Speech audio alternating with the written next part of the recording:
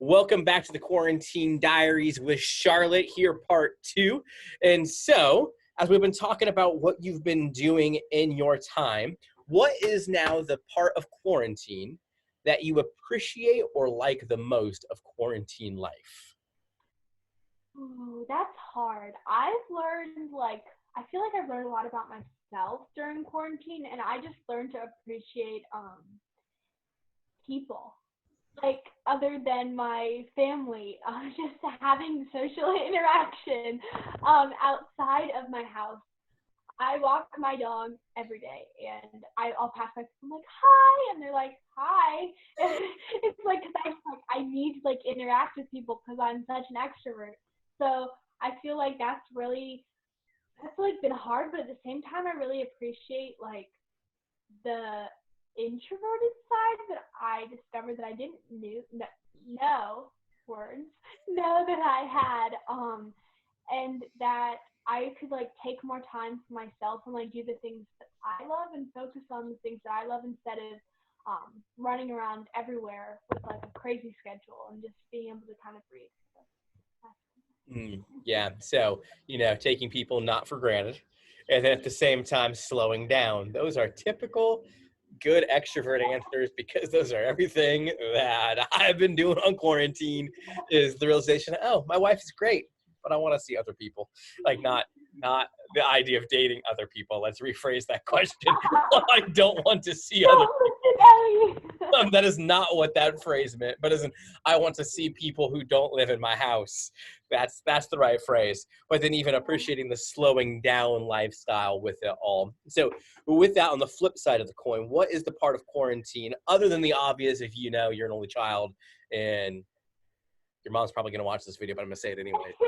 You're tired of hanging out with your parents or your grandpa, no matter how amazing they are. And so other than that side of things, what do you miss the most during quarantine? I miss. That's hard. It's like one answer. I miss my theater company. I get to see them on Zoom every day of the week. Yeah, every like weekday of the week except for Friday. But I think having people like that where in your life it's like, oh, I see them every single day after school, and like they're very constant in my life. And I'm doing my dream show right now, which is Heather's, and to me that's just like those people have such a special place in my heart, and um so I miss that a lot. Getting to see them and connect with them and sing show tunes and put on our dream show. Mhm. So, what of quarantine life do you want to take with you out of quarantine? So from we will go back to some sort of normal at some point. It may not be full normal for a little bit when quarantine is over.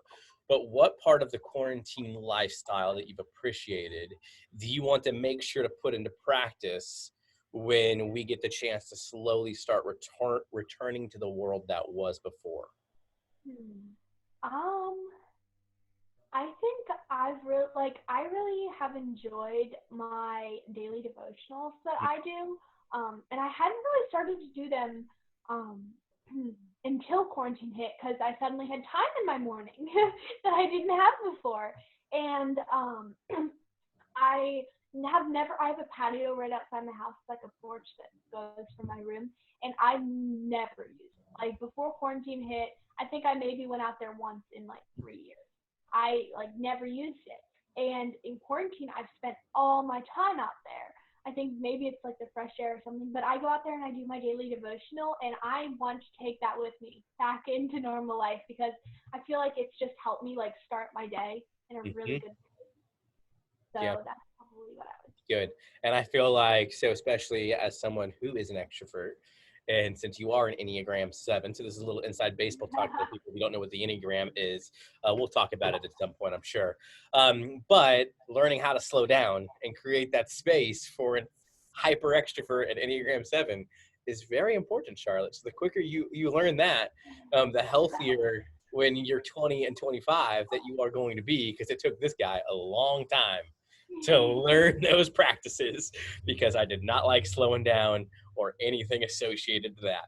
So welcome to learning that at a young age. That's good. That's good. So even with this, because you're an extrovert, Enneagram 7, so my hunch is you already have this fully planned out. What is the first thing you want to do when it is safe to do so? Other than like give somebody a hug or like sit down in the same room with somebody, like what is the first like big thing you want to do, whether it's a restaurant or a trip, like what is that first thing you want to do? So I'm hoping that this actually gets to be a reality, but because it's right when the time when I guess Chris predicted is over. I have a summer trip to New York City planned that I don't want Corona to touch. And so no matter when we get out of this, if it's in like 6 months, that is going to be the first place that I want to go, because I had that trip kind of planned in my heart for so long. And I'm doing this 1-week Broadway intensive that I'm so excited about. And I feel like, I don't know, I feel like New York City is just one of those places that just makes me so happy and fills me up with joy. So I feel like as soon as it's over, I'm booking it. Like, that's where I'm going. Although New York could be a little bit, safe to do so. yeah, New York could be a little bit farther down the horizon. Right Unfortunately, at this point, with the fact that it's ground zero. You said Europe, right? So where were you supposed to go in Europe? What? I thought you said Europe, but maybe it was just New York. Maybe I misheard. That was actually my backup answer, which is kind of funny that you said that. But I would want to go to Paris, which is probably another hot spot of coronavirus. But if this is like when it's all gone, all gone. We did a family night in France last week, and the food was so good. And so I feel like that would be like I love France, like environment, food, everything. Okay, I want to go to Disney World. I don't know how realistic or when the timetable on that will be, but I want to, like my birthday is May 21st. It's still going to be in the middle of all this. And so the original plan for my birthday was going to be going to Atlanta, seeing the Atlanta Braves game, and going to the World of Coca-Cola because I love Coca-Cola. And I want that's my favorite place. I wanted to go there so badly. But even at this point, that's probably not going to happen. But at some point, Ellie's been to Disney World. I grew up near Disneyland and have been to Disneyland a bunch. I've never been to Disney World. No. Yeah, I grew up 10 minutes away from Disneyland, so I had an annual pass. I've been to Disneyland. Never been to Disney World? No, because California is on this side of the coast, and Disney World's on this side of the coast. Southern Californians don't make trips to Disney World because we have Disneyland in our backyard. You lived here for a year, though. I don't know. Yeah, but there's a bunch of other stuff that's happened between here and then. And so, because my dream is still, Orlando's close, but it's not that close. And so, like, I would love to just do like an entire week vacation to Orlando at some point. But the new idea is if we just go down for like a weekend and hit like a park at a time is the way to do it now. We're gonna like, oh my gosh, it's gonna be so good. Like I wish I could relive like my first time at Disney, but like I can just like feel the excitement for you getting to go for your first time. So I hope that that's like where you go. I hope it works that way because again, I've been to Disneyland hundreds of times. It's so different though. It's so different. There's no shoulder shrug. Like I said, I hope so. I hope it is, but I mean, I even have what I'm kind of more excited about because I've been to Universal Hollywood where there's a tiny bit of Harry Potter. Is I want to go to Universal Orlando where it's the entire world of Harry Potter, and so I think that will get me more unless Disney World is really that much better than Disneyland. Then maybe I'll be overwhelmed. It really is. Like, if you've been there, like, if anyone who's watching this and has been there is right now sitting there nodding their heads. They were like, yes, you have, like, yes. Hey, we'll find out. We will find out one day when I get to go, and you will get a status report. As long as Disney World has churros, I'm happy because so Disney churros are the greatest thing in the world. The Cheshire Cat place. Because Disney churros are my favorite thing, and I desperately want to try the thing that Disney Park blogs released about making churros. Have you tried the Cheshire Cat tails? Do they have those in Disneyland? I've never been to Disneyland. What is it?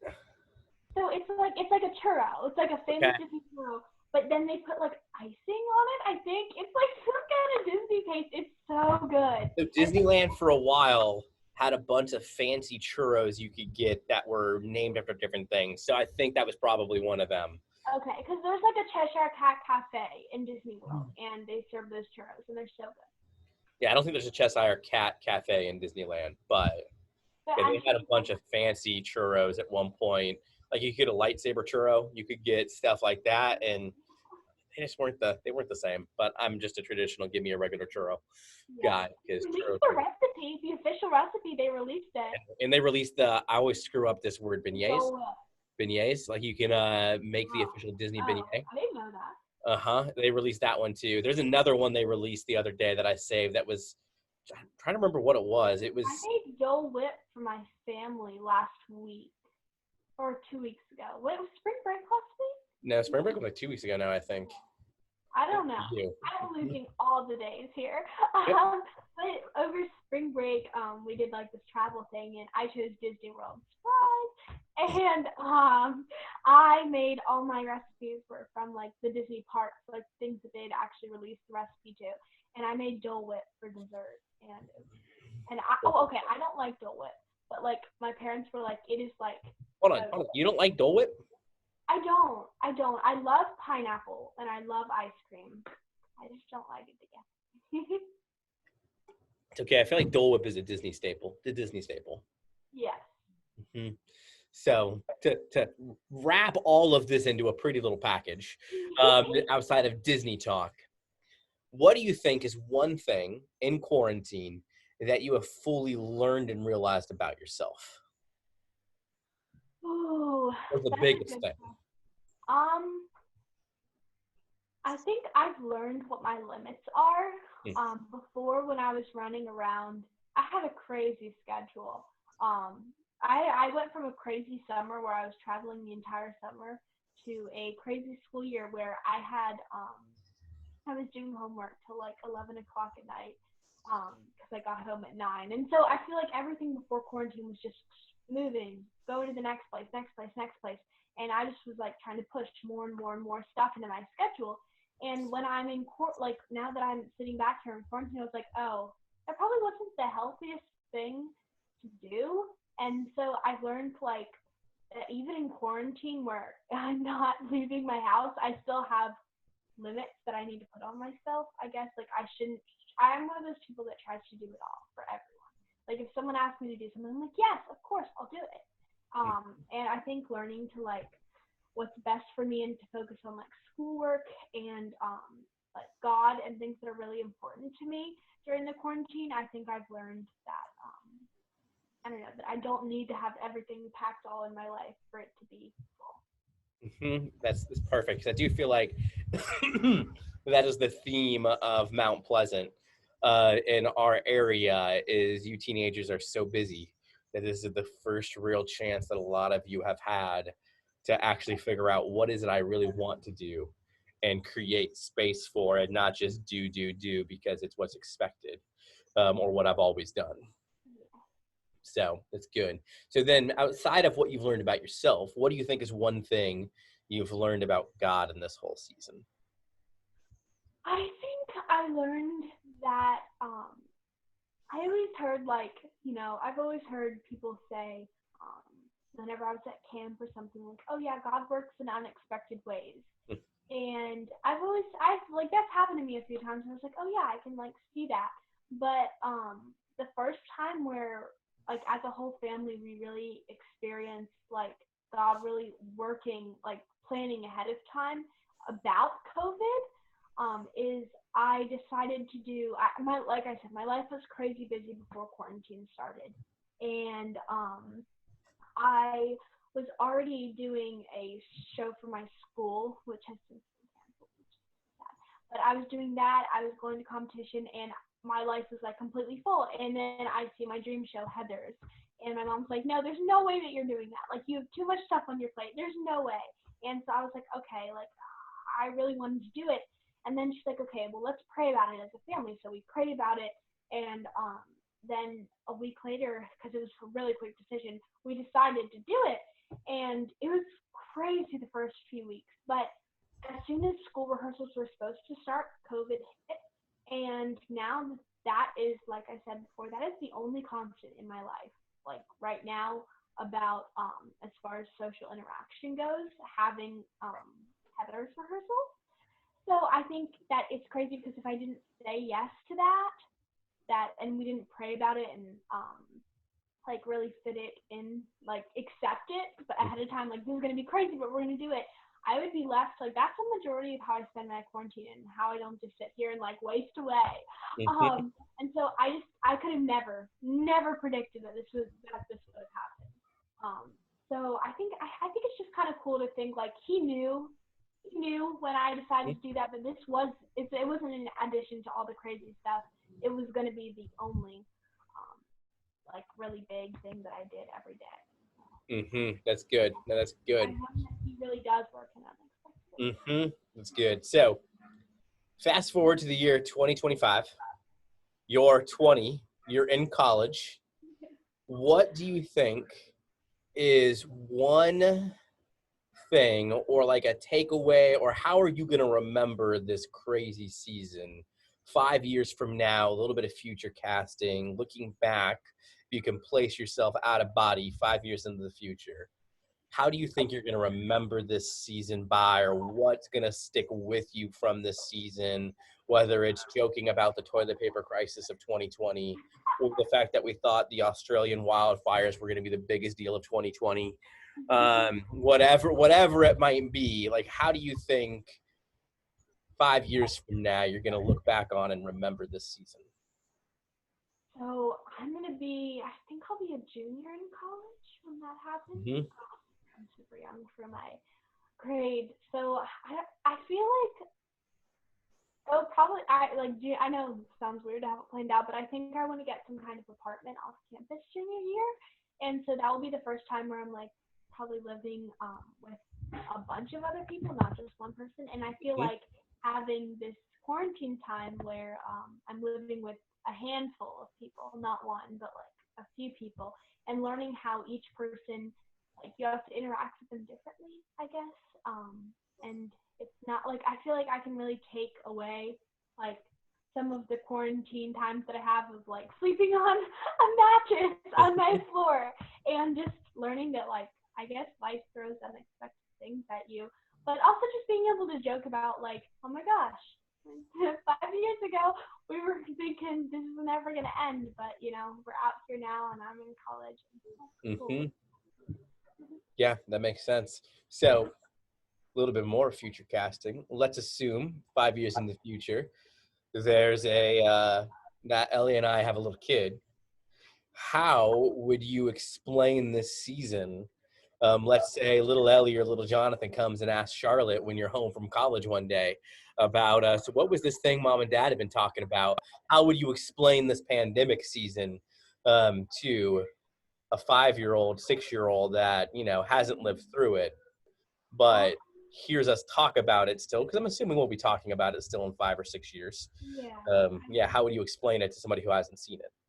I think I would just try to, because there's no way that they can like really understand what it's like to live through something like this. And I think I would just try to explain how whenever you're little and your parents lock you in your room, or like they're like, hey, like you did something bad or something, I feel like you're like trapped in your room. I feel like it's kind of like that. Like you want to go out and like you want to be like, okay, I'm sorry, like like please, I just want to go back to normal life. Like I didn't realize it was better outside my room in the kitchen, or having to play with my friends than it was to be trapped in this place. I feel like that's like kind of a good explanation for a little kid of how like your room's fun. You've got stuff to do. You've got toys to play with. Like it's not the worst place to be, but like you'd rather be out there with people you love. Mm-hmm. I mean, I'm in here with people I love.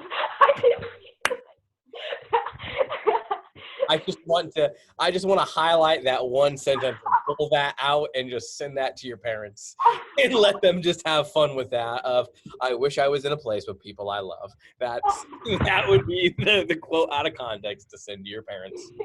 So with that, before I get you into any more trouble, Charlotte, Is there anything else you want to add before we log off? Anything that you wish your peers or somebody else watching this would know that you've kind of experienced or learned, thoughts that you've had in this season? What, like, is a parting thought that you wanna give away? Um, just like about quarantine or just like in general. Quarantine in general, yeah, this season of life. I would say I've had a lot of people, friends and family, like extended family and stuff that have reached out to me and like are really struggling during this time. I feel very fortunate to have a good situation. You know, I have a nice family that I love, and just people that I'm like surrounded by things to keep me busy and stuff. And a lot of my friends don't have that. So I would just say it's gonna be okay. Like I would say that's a lot of things that I think teens need to hear these days. It's gonna be okay. Like we're gonna get past this. And I don't know. I feel I'm a very optimistic person, so I feel like I'm always trying to see the brighter side of things. So even during this time where it's hard to see brighter sides of things, or like even when there's a finish line when it's being extended day by day, at a certain point we're gonna look back at this in 5 years and be like, yeah, that was quarantine. So it's gonna be all okay. And I feel like a lot of people need to hear that.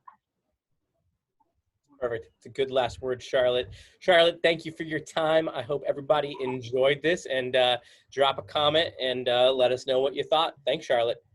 Bye.